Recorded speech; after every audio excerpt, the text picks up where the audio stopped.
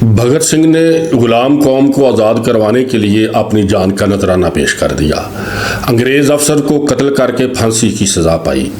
بھگت سنگھ اپنے 2 ساتھیوں سمیت انگریزوں کے خلاف مزاحمت کی علامت بن گیا۔ قائد اعظم نے مرکزی اسمبلی میں بھگت سنگھ کے لیے بھرپور آواز اٹھائی۔ بھگت سنگھ کی پھانسی کے خلاف پورے لاہور نے احتجاج کیا اور جلوس نکالا۔ تو رحیم ہے، تو کریم ہے میرے کبریا، تو کلیم ہے، تو عظیم ہے میرے کبریا۔ اعوذ باللہ من الشیطان الرجیم، بسم اللہ الرحمن الرحیم۔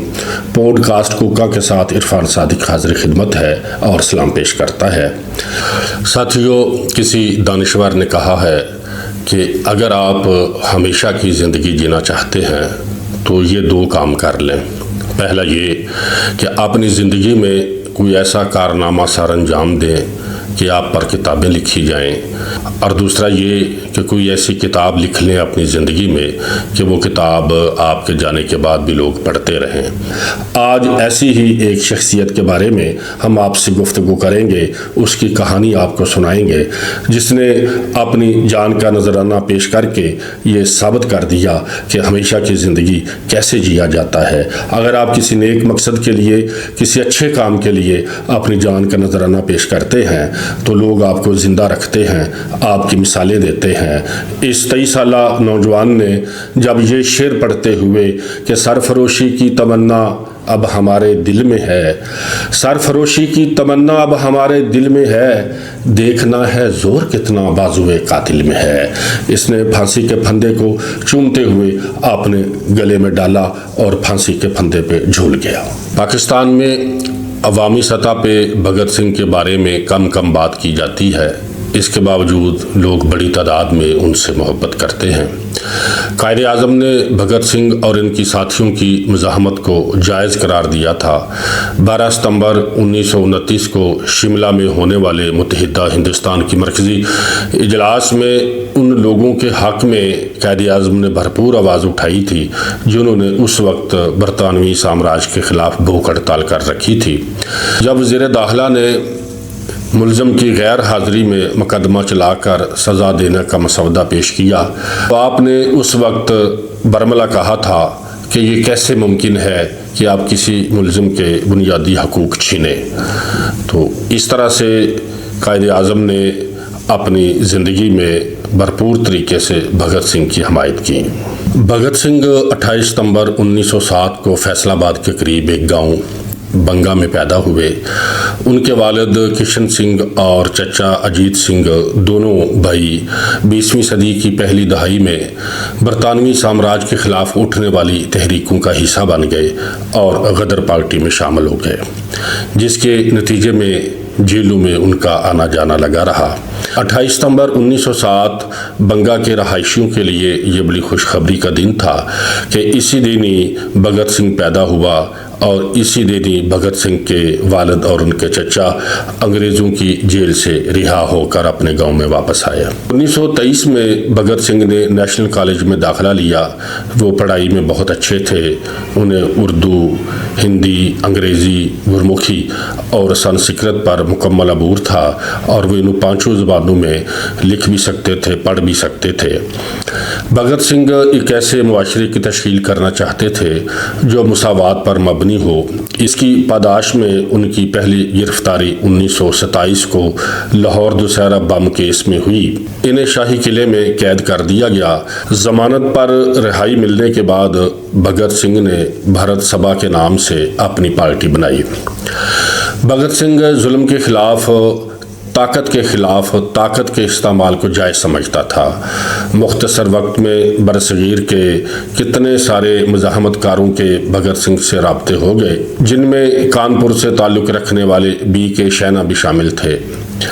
اس دوران بھگت نے گنیش شنکر جی کے ہفتہ وار اخبار پرتاپ میں بھی بلونت سنگھ کے نام سے لکھنا شروع کر دیا۔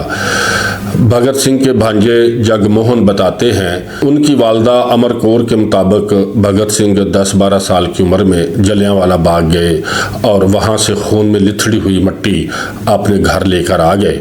گھر آ کے بہت پریشان ہوئے، نہ کچھ کھایا نہ کچھ پیا اور سارا دن بے آرامی کی سی کیفیت میں گزر گئی اور وہ مسلسل ایک ہی بات کرتے رہے کہ ہم پر حکومت کرنے والے جو بدیشی لوگ ہیں وہ کتنے ظالم ہیں، ان کے شر سے، ان کے ظلم سے نہ ہندو محفوظ ہیں، نہ مسلمان، نہ سکھ، بلکہ یہ لوگ چاہتے ہیں کہ یہ سب لوگ ایک جگہ پر اکٹھے نہ ہوں۔ بھگت سنگھ نے جب 1924 کو بھارت سبھا بنائی تو ان کا ایک ہی مقصد تھا کہ استعماری قوتوں کے خلاف لڑنا ہے، اور اس سے بھی زیادہ ضروری بات یہ ہے کہ ہمیں برصغیر کے لوگوں کو سب سے پہلے اپنی کمزوریوں کے خلاف لڑنا ہے۔ بھگت سنگھ اور ان کی ساتھیوں کی گرفتاری کا عمل اس وقت شروع ہوتا ہے جب 1927 کو سیمن کمیشن لاہور آتا ہے۔ اس کمیشن کے خلاف احتجاج کے طور پہ لالا نے ایک جلوس نکالا اور اپنا احتجاج ریکارڈ کروانے کے لیے لوگوں کو اکٹھا کیا۔ اس جلوس پر جو اس وقت کا ایس پی تھا ایس کے اسکاٹ، اس نے حکم دے دیا کہ ان پر لاٹھیاں برسائی جائیں، اور اتنی زیادہ جلوس پر لاٹھیاں برسائی گئیں، لالا لاجپت رائے زخمی ہو گئے اور اس کے بعد بے ہوش ہو گئے۔ بے ہوش ہونے سے پہلے انہوں نے ایک بات واضح طور پر انتظامیہ کو کہی تھی کہ یہ جو ہم پر لاٹھیاں برس رہی ہیں یہ انگریزوں کی حکومت کے تابوت میں آخری کیل ثابت ہوں گی، اور بالکل اسی طرح سے ہوا۔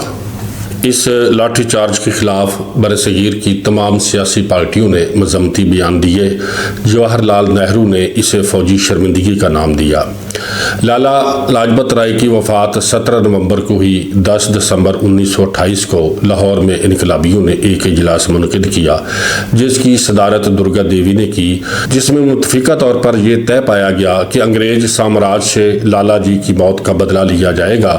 بھگت سنگھ سمیت ہندوستان کے تمام انقلابی یہ پیغام دینا چاہتے تھے کہ لالا جی کی موت کو خاموشی سے برداشت نہیں کیا جائے گا۔ اس اجلاس میں یہ فیصلہ بھی کیا گیا کہ بھگت سنگھ، سکھ دیو، چندر شیکھر آزاد اور جے گوپال ایس پی اسکواڈ کو قتل کرنے کے منصوبے میں مل کر حصہ لیں گے۔ انقلابیوں نے پہلے اس جگہ کا دورہ کیا۔ بھگت سنگھ نے ایک سرخ پوسٹر تیار کیا جس پر لکھا تھا کہ اسکاٹ کلڈ۔ بعد میں یہی پوسٹر بھگت سنگھ کے خلاف لاہور سازش کیس کا حصہ بھی بنا۔ نوجوان جے گوپال کو یہ ذمہ داری سونپی گئی کہ جب ایس پی اسکاٹ تھانے پہنچے تو وہ باقی ساتھیوں کو اس کے بارے میں اطلاع دے۔ اسکاٹ کی گاڑی کا نمبر تھا 6728۔ جے گوپال کو یہ نمبر یاد کرنے کا کہا گیا۔ جے گوپال نے اس سے پہلے کبھی اسکاٹ کو نہیں دیکھا تھا۔ جس دن کارروائی ہونی تھی اس دن اسکاٹ تھانے آیا ہی نہیں، کیونکہ اس کی ساس برطانیہ سے آ رہی تھی اور وہ چھٹی پر تھا۔ جب S P J B sender تھانے سے باہر آیا، جے گوپال کو لگا کہ یہ اسکاٹ ہے۔ اس نے یہ خبر بھگت سنگھ اور راج گرو کو دے دی۔ جس وقت جے سینڈر اپنی موٹر سائیکل سٹارٹ کر رہا تھا، راج گرو نے موزر سے فائر کر کے اسے قتل کر دیا۔ منصوبے کے مطابق راج گرو اور بھگت سنگھ ڈی ای او کالج کی طرف بھاگے جہاں چندر شیکھر نے انہیں کور دینا تھا۔ اب راج گرو اور بھگت سنگھ سینڈر کو مارنے کے بعد بھاگ رہے تھے۔ کانسٹیبل چرن سنگھ نے ان کا پیچھا کرنا شروع کر دیا اور ان لوگوں نے اس کو بہت سمجھایا کہ تو پیچھے ہٹ جا، لیکن وہ مسلسل ان کے پیچھے بھاگتا رہا۔ اگلے روز شہر کی دیواروں پر یہ پوسٹر چسپاں تھے جس پر لکھا تھا کہ سینڈر مر گیا، ہم نے لالا جی کی موت کا بدلہ لے لیا۔ دوستو، سینڈر کے قتل کے بعد ان لوگوں کا لاہور سے نکلنا کافی مشکل تھا۔ پولیس مسلسل ان کی تلاش میں تھی۔ پولیس سے بچنے کے لیے بھگت سنگھ نے بال کٹوا لیے، اوور کوٹ اور ٹوپی پہن لی اور درگا دیوی کے بیٹے کو اپنی گود میں اٹھا لیا اور ٹرین میں بیٹھ گئے۔ راج گرو بھی ان کے ساتھ تھا۔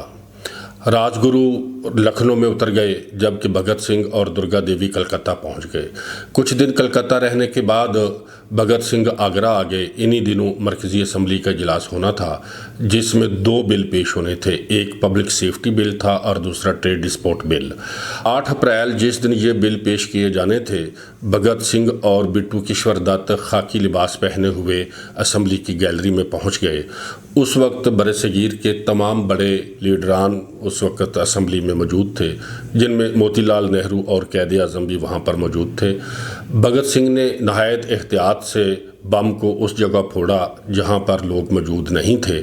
بم پھٹتے ہی پورے ہال میں اندھیرا چھا گیا۔ اسی وقت دوسرا بم بٹو کیشور دت نے بھی ہال میں پھینک دیا۔